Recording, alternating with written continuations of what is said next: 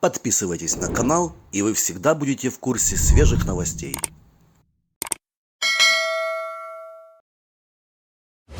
Здоров'я, шановні українці, готуємось до дуже активних тижнів другої половини серпня. Переговори, зустрічі, Кримська платформа, нові звернення до закордонних спільнот, міжнародна правова активність за нашої ініціативи. Цього тижня продовжую збільшувати наші зв'язки з африканськими державами, з регіоном Латинської Америки. Завтра відбудуться важливі контакти на європейському рівні. Днями запланована церемонія вручення вірчих грамот послами іноземних держав, які прибули працювати в Києві. Хоч у глобальній політиці зараз певна пауза, все ж таки серпень, але для України, для інтересів нашої держави жодних пауз не було, немає і не буде. Працюємо над новими санкціями проти Росії, над тим, щоб простимулювати громадян держави-терориста відчути свою частину відповідальності за те, що відбувається. Дискусія про візові обмеження в Європі для власників російських паспортів щоденно розширюється.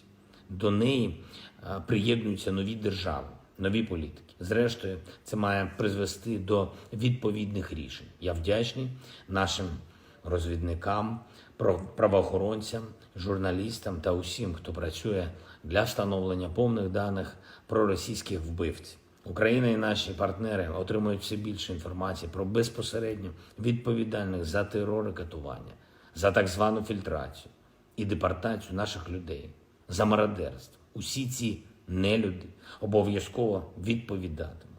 Але ми маємо пам'ятати, що коли зло набуває таких масштабів, мовчання людей наближається до рівня співучасті, а відмова від реальної боротьби зі злом стає допомогою саме йому. Тому, якщо у вас громадянство Росії і ви мовчите, значить ви не боретесь, а значить цим ви підтримуєте. І де ви не знаходились, як на території Росії, так і за кордоном, ваш голос повинен звучати на підтримку України, а значить проти цієї війни. Найближчим часом Верховній Раді України належить ухвалити рішення про продовження воєнного стану і загальної мобілізації. Очевидне рішення, очевидні причини. Україна завжди прагнула і прагне миру. І багато разів у різних переговорних форматах пропонувала російському керівництву закінчити війну, звільнити українську землю від окупації. Але поки що Росія вірить у терор, перебуває в полоні своїх пропагандистських ілюзій. І досі сподівається, що нібито зможе чогось досягти різними формами шантажу. Не зможе. А отже, ми повинні захищатися, повинні відповідати на кожен прояв терору, на всі обстріли, на жорстокі обстріли, які не припиняються жодного дня.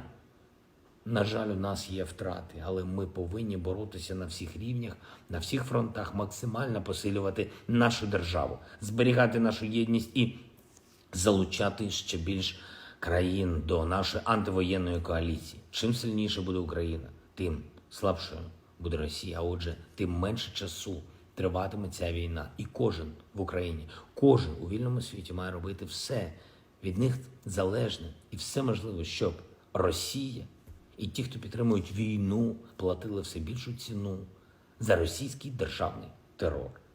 Я дякую всім нашим захисникам і захисницям. Я дякую усім українцям, усім, хто тримається, хто допомагає іншим, хто вірить у перемогу і наближає її своїми діями, так, як може. Кожен новий день має приносити новий результат для України. Слава Україні!